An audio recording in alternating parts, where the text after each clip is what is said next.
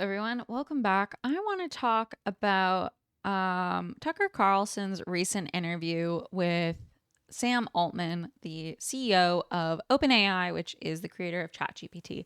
This episode dropped around the time of Charlie Kirk's assassination, so it didn't really get as much media attention as it probably could have otherwise.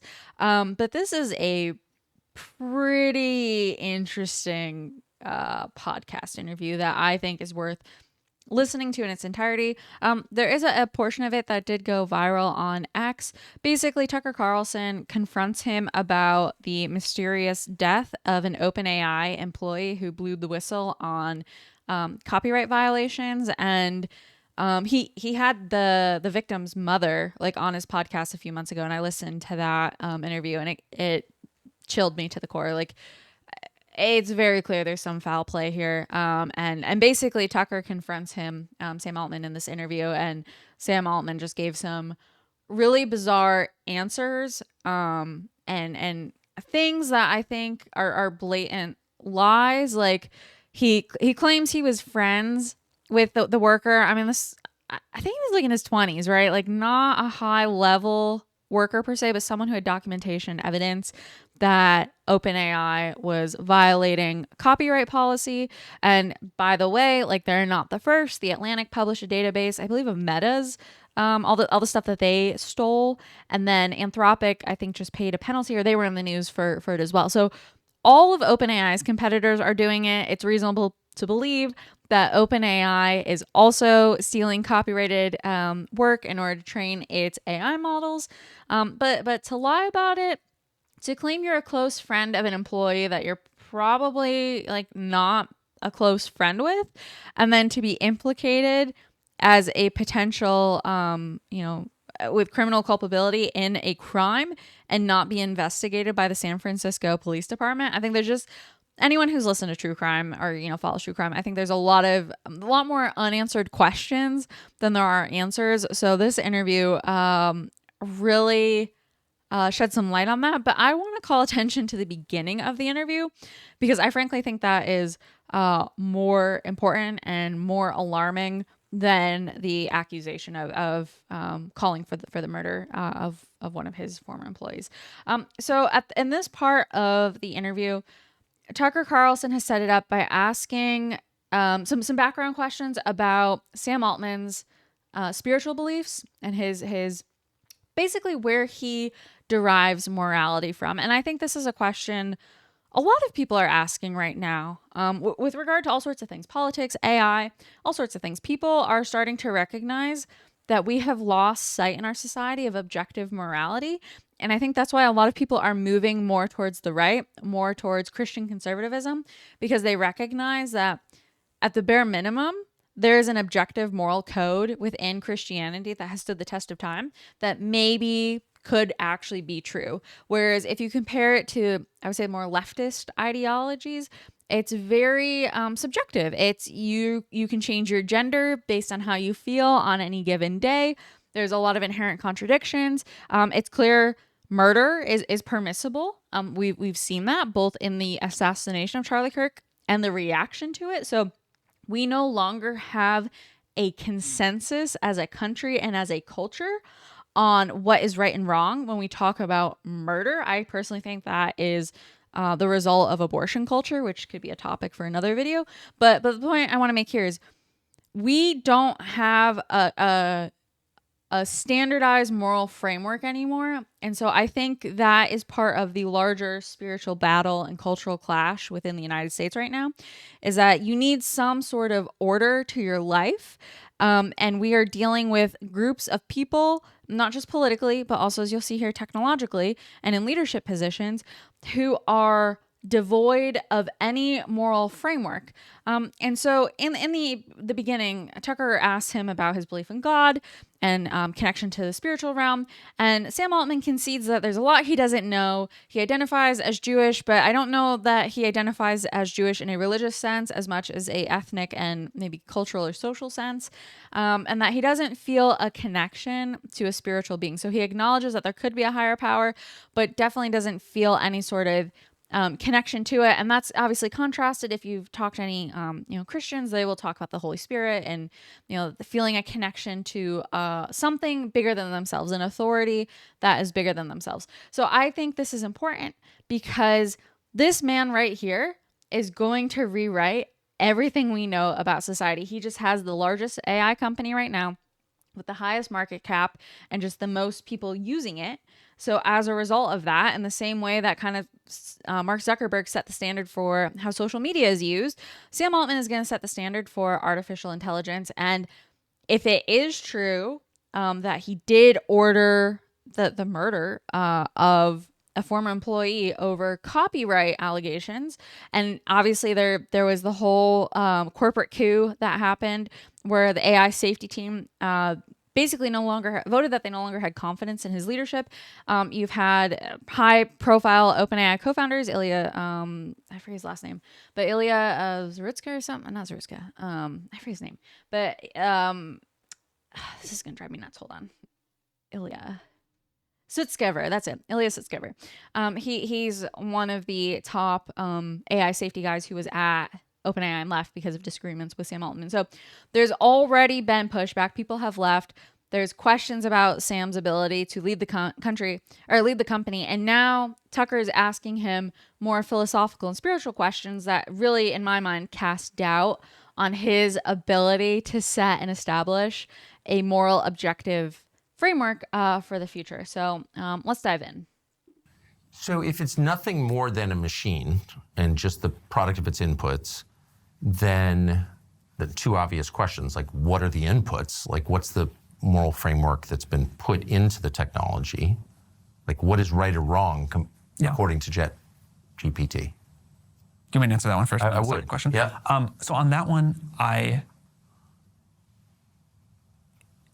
someone said something early on in ChatGPT when that really has stuck with me, which is one person at a lunch table said something like, we're trying to train this to be like a human, like we're trying to learn like a human does and read these books and whatever.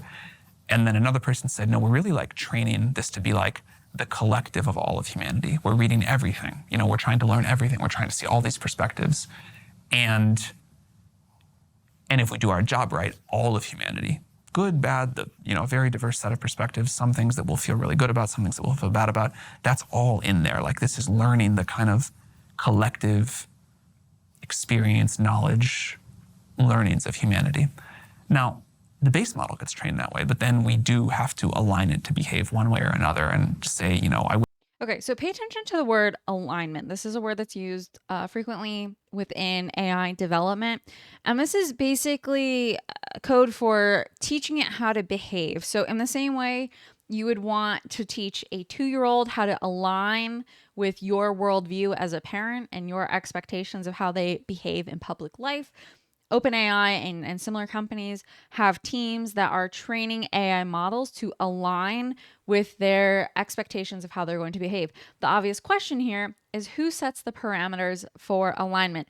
What is the framework? What are they basing alignment on? What is right and what is wrong? And this is what Tucker really gets at in this part of the episode. It's like, who is the one who's setting this? If, again, using Christianity as a corollary, Christianity, you have the Bible, the Word of God. Okay, you have a very clear line of right and wrong, and there's no real deviation from it.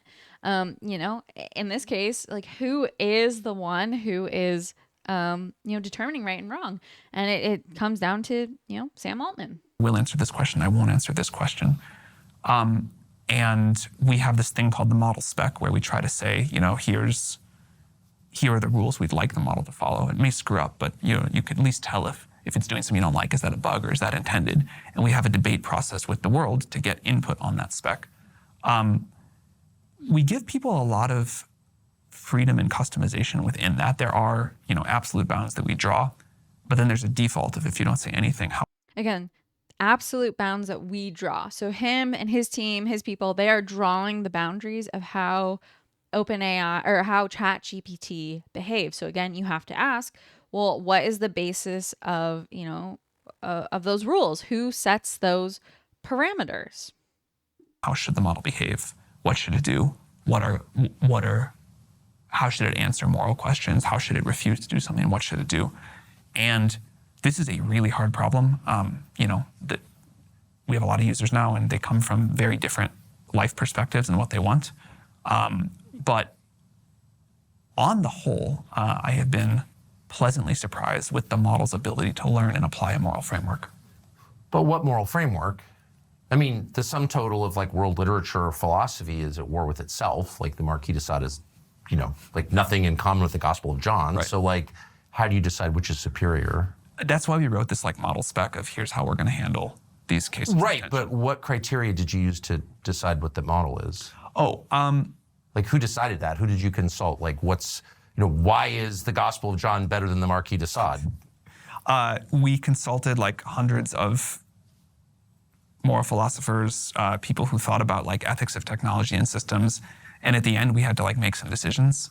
The reason we tried. So he's basically conceded there that, again, he is the one who is setting the moral framework. Yes, they consulted with all of these experts, but at the end of the day, like they've written a guideline and a framework and criteria that rank orders which philosophy and which guidelines are more superior.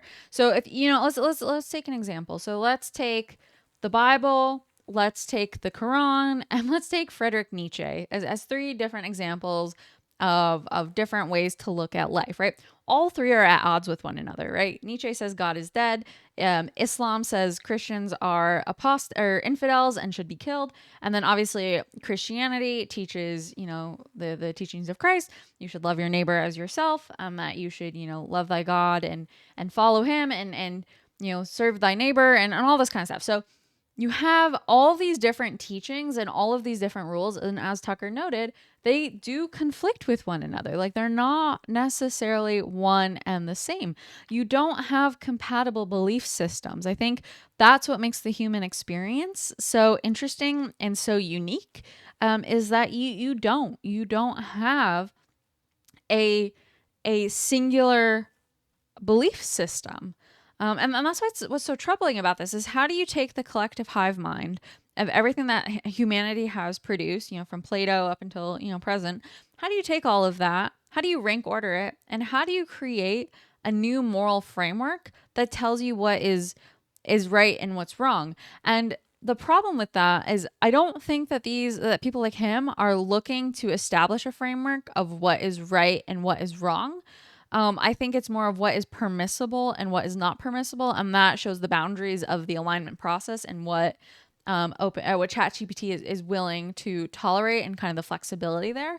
But it's up to your interpretation and my interpretation about what right is and what wrong is. And so there's obvious ethical questions to this. So I think a good example is obviously abortion, because we've already talked about that extensively in political discourse, and now we're going into this digital world where you're going to have this new thing, this machine that's going to make decisions for us. And so today we have collectively as a society established that abortion is okay. It varies by state and it's up to a certain period of time. But because the goalpost has been moved from the absolute framework that you would find in the Bible that says, thou shalt not kill, murder is not permitted. Since we've deviated from that and we've moved the goalpost can be moved in the future. When you have an objective moral framework, you can't move the goalpost. It's either good or bad, right? There's a binary there. There isn't a spectrum. And by creating a spectrum, you create ambiguity and flexibility, and you permit change down the road. So we've accepted, abortion up to so many weeks. Okay. There's conversation. I think there's some states that it's pretty much close to birth, where you can do an abortion. So, if one state says 6 weeks, another state could say, okay, 32 weeks. Okay. So at what happens when you have a child who's born and after it's born, you find out it has a birth defect or it has some sort of, problem that you don't have the capacity to deal with? If the argument while you are carrying the child, while you are with child is, I can't take care of this child, I don't have the resources to do so, therefore I'm going to abort it. The same can also be true after it's born. You could say, okay, you are a 4-week-old infant, I don't have the means to care for you, I am going to terminate your life, And so we haven't quite gotten there yet as a society, but it's possible we could. So if we defer to a moral framework established like this, I think that is an example of how we could go to that level. Like you could ask ChatGPT questions. You know, you could, and I think this is going to be, and this is why I use the abortion, because I think use of ChatGPT in medical situations, I think is going to become more prominent just because of the rising cost of healthcare. So if you do all these sorts of tests and you feed it into ChatGPT and you ask for its response, and if the people aligning ChatGPT are from an anti-natalist, a pro-depopulation philosophy, which we are seeing manifest politically. There are people who are anti-life. That is a thing. If those same people are on the teams that are aligning ChatGPT and they program ChatGPT to permit, pushing people towards that end, will it lead people to make decisions that we would otherwise find unethical and reprehensible today, you know? And because we've moved the goalpost, it's not unfeasible to see a future where if you can kill a baby at 6 weeks in the mother's womb, you could kill it 6 weeks outside the mother's womb, right? So that's why you have to have an absolute moral framework. You need something that is good, bad, yes, no, because when you don't have that, you create a spectrum of what's permitted, and then you can push that spectrum to the extremes. And people will do that. I think throughout history, we've seen that. Try to write these down is because, A, we won't get everything right. B, we need the input of the world. And we have found a lot of cases where there was an example of something that seemed to us like, you know, a fairly clear decision of what to allow or not to allow, where users convinced us like, hey, by blocking this thing that you think is an easy decision to make, you are not allowing this other thing, which is important, and there's like a difficult trade-off there. In general, the attention that, so a principle that I normally like is to treat our adult users like adults, very strong guarantees on privacy, very strong guarantees on individual user freedom, and this is a tool we are building. You get to use it within very broad framework. Within a very, very broad framework. On the other hand, as this technology becomes more and more powerful, there are clear examples of where society has an interest that is in significant tension with user freedom. And we could start with an obvious one, like, should ChatGPT teach you how to make a bioweapon? Now, you might say, hey, I'm just really interested in biology, and I'm a biologist, and I want to, I'm not going to do anything bad with this. I just want to learn. And I could go read a bunch of books, but ChatGPT can teach me faster, and I want to learn how to, I want to learn about like novel virus synthesis or whatever. And maybe you do. Maybe you really don't want to like cause any harm. But I don't think it's in society's interest for ChatGPT to help people build bioweapons, and so that's a case. Okay, here's again another example. I don't think it's in society's interest. Who sets society's interest? Sam Altman or society? The way we've historically meted this out is we've voted, we've gone to the polls, we've established protocols, we've said, okay, no, we don't want bioweapons, no, we don't want this. Now that is being done by individual technologists and corporate tech CEOs in Silicon Valley, like Sam Altman. He is the singular person who is deciding on behalf of society what's good for society, and then his team is programming those beliefs into ChatGPT, into the AI models that we are all then expected to use as, we continue to adapt into this new world that he is creating. So whatever he thinks is good, whatever he thinks is right, is going to be what the rest of us are going to have to live with. Sure, that's an easy one, though. There are a lot of tougher ones. I did say start with an easy one. We've got a new partner. It's a company called Cowboy Colostrum. It's a brand that is serious about a bag before we eat them all. We eat a lot. Well, every decision is ultimately a moral decision, and we make them without even recognizing them as such. And this technology will be, in effect, making them for us. Yeah. And so, well, I don't agree with it'll be making them for us, but it will have to. It'll be influencing the decisions for sure. And because it'll be embedded in daily life. And so who made these decisions? Like who are the people who decided that one thing is better than another?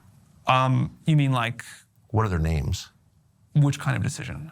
The basic, the specs that you alluded to. Notice he asked what are their names, and I think this is really important because you can go throughout history and you can look at the people and their work who have inspired the world we live in today, right? You can read Plato, you can read Aristotle, Francis Bacon, John Locke, Adam Smith, Karl Marx, Friedrich Nietzsche, right? I just listed off a bunch of names. I listed off names of people who established philosophies, whether we're talking moral, economic, political, it doesn't matter. They've all established philosophical frameworks that impact how you and I live our lives today. Notice how, like, Sam Altman can't answer this question. He's not willing to give us the names of people who are doing this work. We have no idea who these people are. Yeah, he's the public facing person who interfaces with the rest of us for OpenAI. But there's a team of people who are doing this, and we have no idea who they are, what their backgrounds are, and what their objectives are. And as we've seen with the Charlie Kirk assassination, and I think this is why it's so important to harp on this, is that people harbor biases and they harbor preferences that they will imbue in their work. So it's not surprising that we have seen a growing political indoctrination of children in K through 12 and in the college system. We've seen an indoctrination, a growth of certain ideological manifestations in children. And now we are seeing a record number of teachers and educators being fired for their posts regarding how they responded to Charlie Kirk's death. They were celebrating it. There's one teacher I saw who made her students watch it and was, talking about how bad Charlie Kirk was. And so there's a clear correlation there. So you can't say that put these people on a pedestal and say that they're all good people. We don't know who they are. We don't know what their moral framework is. And therefore, we don't know how they are coding these AI models to interact with us. And I think that's incredibly dangerous. That create the framework that does attach a moral weight to worldviews and decisions, like, liberal democracy is better than Nazism or whatever. They seem obvious, and in my view are obvious, but are still moral decisions. So who made those calls?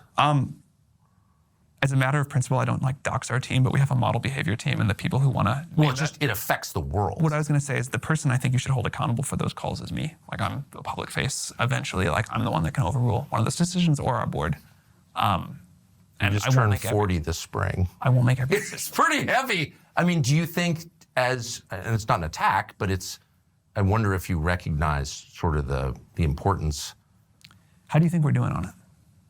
This is just his body language and responses are so bizarre, and it really is disconcerting because Tucker's absolutely right.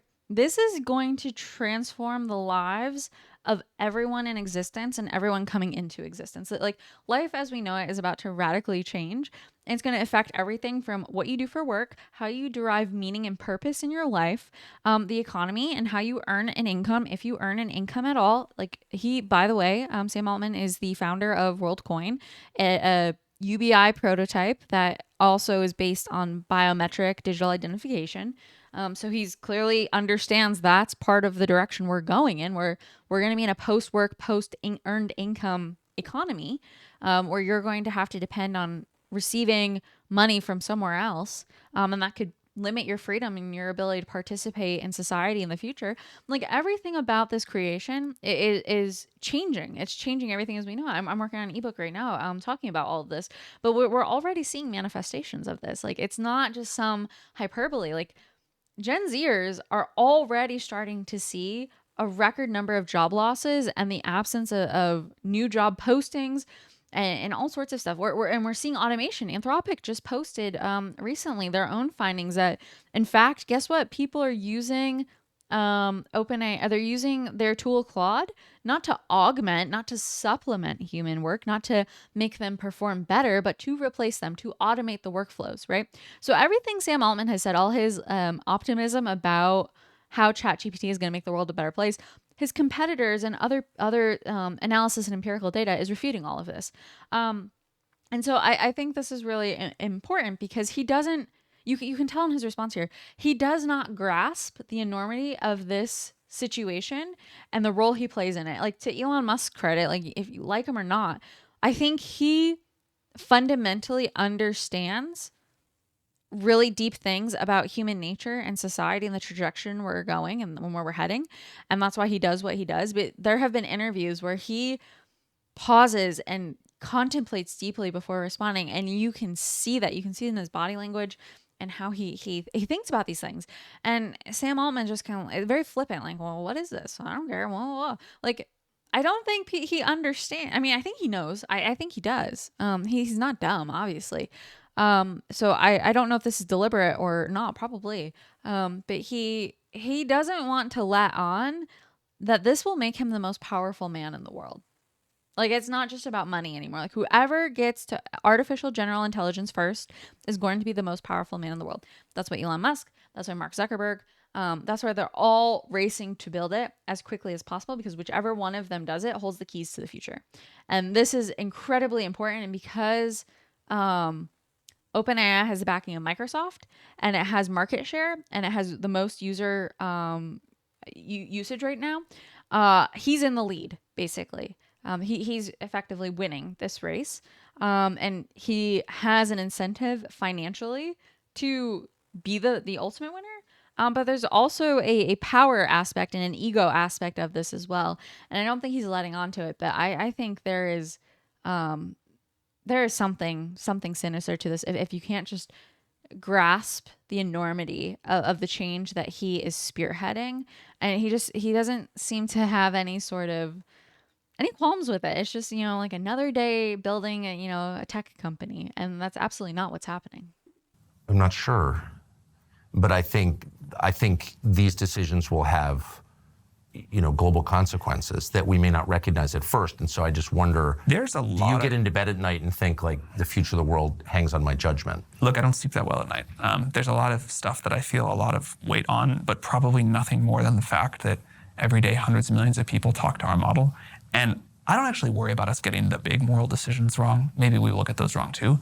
But what I lose most. He doesn't have any issues about getting the big moral decisions wrong. So bioweapon, like you already talked about that. Like, he doesn't lose sleep over the fact that someone can reverse engineer access to biological information using ChatGPT and coax ChatGPT into helping create a bioweapon. And this is one of the biggest threats that a lot of AI safety people talk about. It's, not necessarily that the AI will become sentient and take away, our jobs and our livelihood.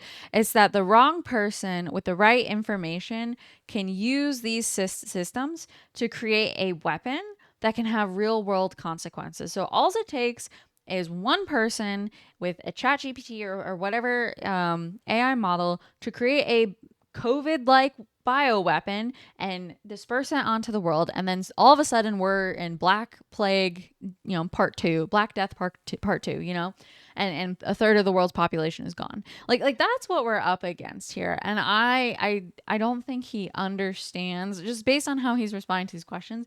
Like, he's not losing sleep over that like other people in this space are. He's more concerned about the day-to-day performance of his models, which in the grand scheme of things, like, it doesn't matter if ChatGPT works. If humanity dies because of ChatGPT or how someone used ChatGPT to weaponize it, like, it doesn't matter, because there's not gonna be people left to use it. And I don't know, like, is he dumb or is he just incredibly evil? Like, I'm having trouble like parsing through his reactions here, but they just seem so shallow and he lacks a moral compass, and he just doesn't seem to fundamentally understand what's at stake and what the rest of us are lying awake at night thinking about. Sleepover is the very small decisions we make about a way a model may behave slightly differently. But it's talking to hundreds of millions of people, so the net impact is big. So, but I mean, all through history, like recorded history up until like 1945, people always deferred to what they conceived of as a higher power. Hammurabi did this. Every moral code is written with reference to a higher power. There's never been anybody who's like, well, that kind of seems better than that. Everybody appeals to a higher power. And you said that you don't really believe that there's a higher power communicating with you. So I'm wondering, like, where did you get your moral framework? I mean, like everybody else, I think the environment I was brought up in probably is the biggest thing. Like my family, my community, my school, my religion, probably that. I think that should be alarming as well to a lot of people, because as we're seeing play out in American politics right now, a lot of families are broken. A lot of kids are getting indoctrinated in the school system. People are going back to church, but not as many as previously.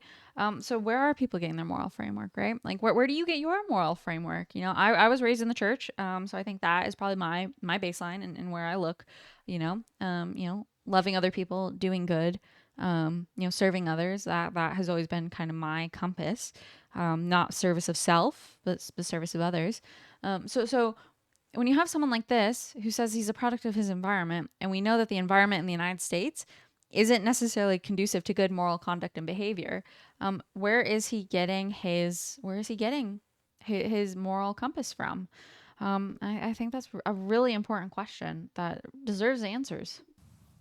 Do you ever think, I think that's a very American answer, like everyone kind of feels that way. But in your specific case, since you said these decisions rest with you, that means that the milieu in which you grew up and the assumptions that you imbibed over years are going to be transmitted to the globe, to billions of people. That's like a big thing. I want to be clear. I view myself more as like I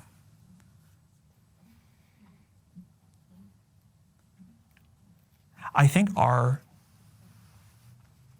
the world, like our user base, is going to approach the collective world as a whole. And I think what we should do is try to reflect the moral,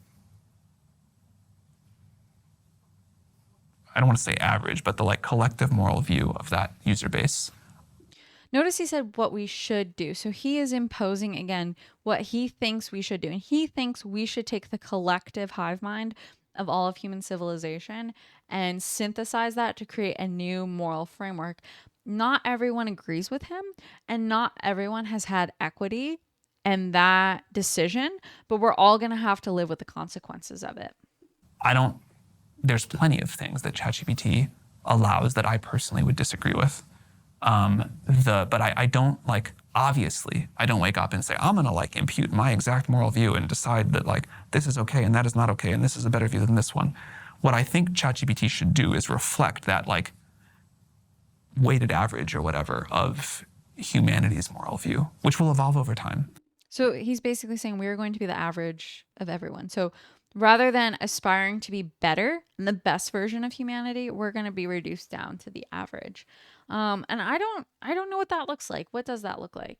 How do you, where's the average between, if you took Jesus and Hitler, where's that average? What does that even look like? What is that moral framework? That's, I think a thought exercise worth doing. How do we decide this? Again, who's making these decisions? Whether you realize it or not, your moral compass shapes how you make decisions every single day in your life. That's a fact for all of us. And so his moral compass, the behavioral team that is aligning OpenAI's models, they're all going to imbue their moral compass onto how AI is created as well. And we are here to serve our users. We're here to serve people. This is this is a technological tool for people. And I don't mean that it's my role to make the moral decisions, but I think it is my role to make sure that we are accurately reflecting the preferences of humanity, or for now of our user base and eventually of humanity. Well, humanity's preferences are so different from the average middle American preference. So would you be comfortable with an AI that was as against gay marriage as most Africans are? There's a version of that, I think individual users should be allowed to have a problem with gay people. And if that's their considered belief, I don't think the AI should tell them that they're wrong or immoral or dumb. It can, sort of say, hey, you want to think about it this other way, but I probably have a bunch of moral views that the average African would find really problematic as well, and I think I should still get to have them. So I'm going to end it here because I then dive into some stuff that might not be kosher for YouTube. But he talks about here how he thinks he's deserving of his own opinions, and we literally just saw in Charlie Kirk's assassination the manifestation that there is a group of people that does not agree with that. So how do you synthesize the whole of human civilization, which Tucker rightly points out, people in Africa have very different perspectives than people here in the United States, and that's the case all over the world. We all have different views and opinions and beliefs on how we should live our lives. But even within the United States, we have differing views and opinions about how we should live our lives. And it's gotten to a point where we're now totally politically fragmented. So who's deciding all of this? It's clear he is setting the standard of what should be, and it's unclear what his moral framework is and what his moral compass is. And just if you listen to other people who are talking about like AI safety and cautioning about AI, I think they're nodding to some concerns they have with Sam Altman in particular. I think there's a lot of concerns here. He's not working for the people. This isn't a tool for the people. You and I, it doesn't care, right? It's all about the investors. It's all about profits, about being the first to super intelligence. He doesn't care about you and I. Okay, this has nothing to do with us. And so we're going to be the ones who are impacted. This is going to have global consequences. We're gonna be the ones impacted by the moral judgments of ChatGPT. And this is really important because later on in the episode they do ask this, Tucker asks this question, but if the military gets access to an AI, so an OpenAI trained AI model, and uses it to make decisions about drone strikes, who are they going to target? That's a legitimate case for when you might use AI to assist in military operations. And again, if you don't have a moral compass and you don't have a moral framework, how do you determine what to target and who to target? One version of AI might want to get the most return on an investment. So if you have this payload, you want this number of body count. So maybe it'll target a school bus because that's the easiest return on investment, I mean, that's definitely plausible. I mean, there's been, throughout U.S. military campaigns in the Middle East, you've heard of, wedding parties that have been, targeted because there's one person attending that wedding party, but then everyone is also, collateral damage. So how much collateral damage would we be willing to accept in a military situation where AI assisted with deployment of weapons and targeted killings abroad? That's a very legitimate question to ask. And we're not having these conversations. It's really people like Sam Altman have a carte blanche to make these decisions for us because we are just so it's hard to keep up with this, right? Like things are changing so quickly, and we ourselves don't have a moral framework to even base this on. So a lot has happened in the past couple of weeks, and I'm definitely feeling this, and I think a lot of other people too, like pushing towards reestablishing an objective moral framework, coming to moral truth. And I think that's more prescient and more important now than ever before. I don't know where you sit on this, but I think it really is something to really think about. There are all these tech CEOs in Silicon Valley who are creating the future you and I are expected to live by, and they are doing it based on what they believe to be true, not what's good for you, and not what you believe to be true. And so they could do things that end up harming you, that limit your freedom, and that do society good on average, but might not do good for certain groups of people as a whole. So I think this is an important issue, the moral dimension of artificial intelligence and how we're leveraging it in society. I think the moral dimension needs to be debated. It can't be deferred to the experts. We can't just let 100, scholars tell us how we should live our lives. I think we need to have equity and say in it. And so I think, one way to do that is to reground yourself in a moral framework so you have an objective knowledge of what is good and what is bad. Like you have to, for yourself, be able to say murder is bad and it's bad. You can't be led on a spectrum that convinces you that it could be permissible in certain situations. Murder is murder, right? If you're in business, and this used to be the way, the United States was run, like your character spoke louder than your FICO score because you didn't have a FICO score. So your name and your reputation, your character, did more for you than a resume and a credit score. And I think maybe we need to get back to that. Maybe we need to get back to a high trust society where you have an established character and you are respected for it. I think we need to think about those things. And something I'm really thinking about honestly after watching this, I do have an OpenAI ChatGPT subscription. In part, my logic for it is I understand this is where the world is heading. I don't necessarily believe I will be using AI to its fullest potential, but I do believe everyone needs to be AI literate to understand where this technology is going and how it's going to impact our lives. And because OpenAI has market share at the moment, I want to understand how their model works and the features they are rolling out, because I think that will be the default that others will copy, particularly Meta, because they're well known to do that. And other AI companies, they will adopt those same features and use similar specs to train their models. And so I've been of the persuasion I don't want to get left behind. So it's worth investing in the membership to have ChatGPT, and I do use it for a number of things. But I'm watching this. It's like, okay, do I continue? Do I continue spending $22 a month for a OpenAI subscription with an AI model that supports this guy's business? I know it's me ending my membership. That's a drop in the bucket. It doesn't matter. Like, they're gonna still continue to push forward. They have all sorts of other funding. Um, but I think that's something to think about. I think we're going to have to figure out how to coexist with AI one way or another. I think that's why having a moral framework is important, because it allows you to establish boundaries and set parameters around how you use it.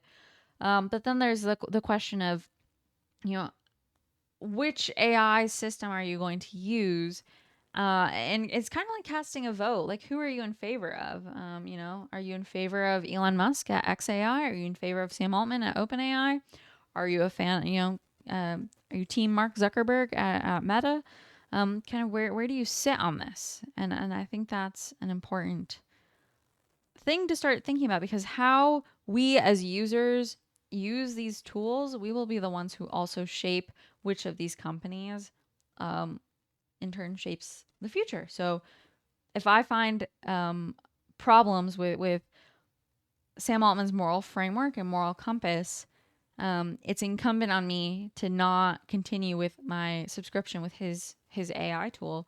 But at the same time, it kind of feels like a rock and a hard place, because I do know I think that is going to be is the market leader, and I don't want to get left behind. So that's like my own, I think, internal ethical quandary I'm facing at the moment. I'd love if you have any thoughts on that, how you would proceed.